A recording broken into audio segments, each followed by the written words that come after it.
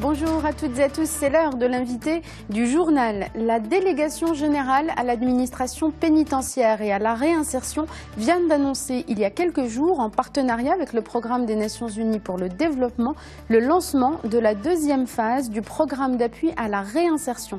Cette deuxième phase s'étendra sur les 3 années à venir et comporte de nombreuses nouvelles mesures. Pour nous en parler aujourd'hui, nous recevons M. Mohamed Azaoui. Vous êtes le coordinateur de ce programme national d'appui à la stratégie de la DGAPR, la direction donc générale à l'administration pénitentiaire. Merci beaucoup d'être avec nous. Merci beaucoup, merci de votre invitation. C'est un plaisir. Alors, Monsieur Azaoui, je le disais, avec le PNUD, vous avez annoncé le lancement de cette deuxième phase. C'est le programme d'appui à la stratégie nationale de la direction de l'administration pénitentiaire. On viendra dans un instant à cette stratégie. Mais dans quel cadre se fait ce partenariat avec le PNUD pour mettre en place ce programme d'appui à la réinsertion ? Donc, ce programme d'appui à la mise en œuvre de la stratégie de la délégation générale à l'administration pénitentiaire entre dans un cadre global. Premièrement, c'est dans le cadre d'un ensemble de réformes que connaît notre pays depuis déjà 2 ou 3 décennies. C'est des réformes en train de mettre de la modernisation, qui visent la modernisation de l'administration, mais également qui visent l'élargissement de l'accès aux droits humains et l'alignement avec l'ensemble des pactes et conventions internationaux. Donc ce programme entre également dans le cadre d'un ensemble de partenariats mobilisés par la délégation générale. Et donc le présent programme a été initié par la délégation générale, le programme des Nations Unies pour le développement du PNUD, et un ensemble d'autres partenaires, en particulier l'ambassade du Japon et la Rabita Mohammedia des Ulama. Donc c'est plusieurs partenaires qui sont impliqués dans ce programme. Actuellement, il y a 4 programmes, mais le programme reste ouvert sur d'autres partenariats. J'arriverai par la suite de parler de ces perspectives. Alors, je le disais, c'est la deuxième phase de ce programme. Il va durer, cette deuxième phase va s'étendre jusqu'en 2020. Avant de parler du contenu donc de ce programme, ce nouveau programme, est-ce qu'on peut faire un bilan ? Est-ce que vous pouvez nous dire un mot de la première phase du programme de réinsertion des détenus? Exactement, comme vous avez dit, donc c'est un programme en 2 phases. La première a commencé depuis 2016, mars 2016, et qu'on vient de l'achever, juste quelques semaines. Une deuxième phase qui s'étale entre 2017 à 2020. Et donc, c'est une phase la plus importante, puisque la première était beaucoup plus une phase pilote. Donc c'était quoi? Une phase d'observation pour voir les besoins? Une phase qui a été focalisée sur 2 principaux objectifs.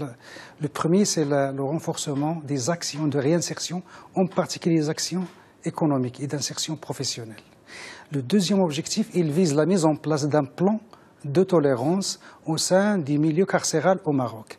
Et donc, on est arrivé vraiment pertinemment à nos objectifs, à nos résultats escomptés. Et il a été également apprécié par l'ensemble des partenaires il y a quelques semaines. Alors maintenant, on prépare le lancement de la deuxième phase. Alors c'est une phase beaucoup plus large parce qu'il sera, donc, puisque la première a touché uniquement 7 prisons. Donc cette seconde phase ciblera une trentaine d'établissements pénitentiaires. Et donc, on a à peu près combien de prisons au Maroc? Sur un total de combien? On est autour de 80 aujourd'hui? C'est 78 établissements pénitentiaires au Maroc actuellement, selon les données de la délégation générale fin 2016. Donc cette phase concernera donc à peu près moins d'un tiers de ces établissements. Il y a des activités qui sont un petit peu transversales et donc qui concernent tous les établissements pénitentiaires. Alors sur quoi va être portée l'attention durant cette deuxième phase? Quels sont les principaux axes de travail? Exactement. Donc permettez-moi d'abord de vous expliquer un petit peu notre méthodologie dans cette deuxième phase. Et donc cette seconde phase a 4 entrées principales. La première est une entrée sociale. Il vise l'insertion sociale de la population carcérale à travers l'élargissement des services sociaux, la santé, l'éducation, l'alphabétisation, la formation, l'accompagnement des détenus diplômés, que ce soit dans leur baccalauréat, licence ou master. C'est-à-dire pour les aider à poursuivre leur scolarité au sein des établissements pénitentiaires. Renforcer des actions spécifiques destinées à à des populations spécifiques, les diplômés, les femmes, les enfants, etc. Les mineurs aussi. Les mineurs aussi. La deuxième entrée est beaucoup plus un chantier d'insertion économique et professionnelle.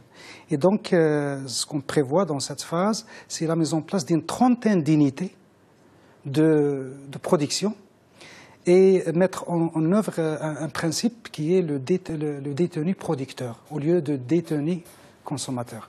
Et donc, cette composante, ce chantier, il vise en particulier la préparation de la phase post-carcérale. Donc ça veut dire qu'ils peuvent acquérir un métier au sein de la prison et déjà commencer à entrer dans le circuit commercial. Exactement. Et cet axe sera également accompagné d'une étude de commercialisation, de production et commercialisation relativement à cette population carcérale. Ça veut dire la liaison avec les grandes surfaces, avec l'économie sociale et solidaire. Donc déjà trouver un débouché à cette production exactement. Pour eux. Tout à fait, tout à fait. Alors le troisième chantier, également le principal, il est dirigé vers le personnel de la délégation générale à l'administration pénitentiaire. C'est-à-dire les encadrants. Voilà, c'est une entrée managériale et donc il vise le renforcement des capacités des personnels, également l'amélioration de la bonne gouvernance dans la gestion de la question carcérale et l'intégration de bonnes pratiques telles que la gestion accélérée, les résultats, etc. Dans ce cadre, on vise par chiffre donc une formation d'assistants sociaux dans les métiers de l'administration pénitentiaire, donc une centaine d'assistants sociaux qu'on va... C'est-à-dire, pardonnez-moi, ce sont des nouvelles personnes qu'on va former ou c'est un renforcement des compétences déjà présentes? C'est les deux catégories, les nouveaux, mais également les anciens. C'est une qualification des ressources en matière de gestion de projets sociaux, en matière d'activités d'intermédiation, liens sociaux, etc. Donc un ensemble de compétences et leur donner les outils pour mieux gérer cette population carcérale. Et pour également opérationnaliser la stratégie. Je voudrais également revenir à cette question de la stratégie globale de la DGPR, après le quatrième chantier, qui est un chantier transversal qui vise l'intégration horizontale de quelques dimensions telles que le genre, l'environnement et la vulnérabilité comme dimensions transverses. Et donc, on compte l'intégrer aussi bien dans la politique de la délégation générale, mais également dans la gestion quotidienne des établissements pénitentiaires. Donc, globalement, l'objectif de ces quatre points, c'est véritablement permettre après une meilleure insertion sociale et économique de ces personnes dans les prisons aujourd'hui. Voilà, donc l'idée, c'est une approche globale, intégrée, multidimensionnelle, permettant l'intégration globale des détenus. Donc... Alors, il nous reste 2 minutes pour revenir à cette stratégie nationale de la Direction générale de l'administration pénitentiaire. Ce programme s'inscrit dans cette stratégie générale. Quels sont ses principaux objectifs? Donc voilà, le programme vient en compagnie pour accompagner la stratégie. C'est pour l'aider à réaliser cette stratégie. Voilà. Donc depuis 2015, la Délégation générale a mis en place une stratégie 2016-2018. Cette stratégie est axée sur 4 principaux axes. Le premier, c'est l'humanisation des conditions de détention, également en alignement avec les pactes internationaux. Le second, c'est le renforcement des actions de réinsertion. Le troisième, c'est assurer la sûreté et la sécurité des détenus. Et le troisième, c'est également transversal, c'est toute la question d'intégration, de renforcement de capacités, genre, environnement, etc. Et donc le programme vient en harmonie et en complémentarité et pour accompagner cette stratégie. Alors, une dernière question, il nous reste 30 secondes, donc une réponse très rapide. Est-ce qu'il y a des processus d'évaluation de la mise en place de cette stratégie à mesure qu'elle devient opérationnelle? Tout à fait. Donc, tous les programmes des Nations Unies avec les partenaires nationaux prévoient automatiquement presque des actions qu'on appelle audit et des actions d'évaluation. Et donc d'évaluation, on parle de deux étapes d'évaluation. Évaluation à mi-parcours et évaluation finale.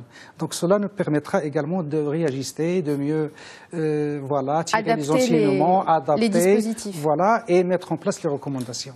Merci beaucoup, Monsieur Azaoui, d'avoir été avec nous. Vous êtes donc le coordinateur national de ce projet, de ce programme de réinsertion. Merci beaucoup d'avoir répondu à nos questions. Et à la prochaine. Merci. Merci à vous tous et à vous toutes de nous avoir suivis. Restez avec nous, l'information continue dans un instant.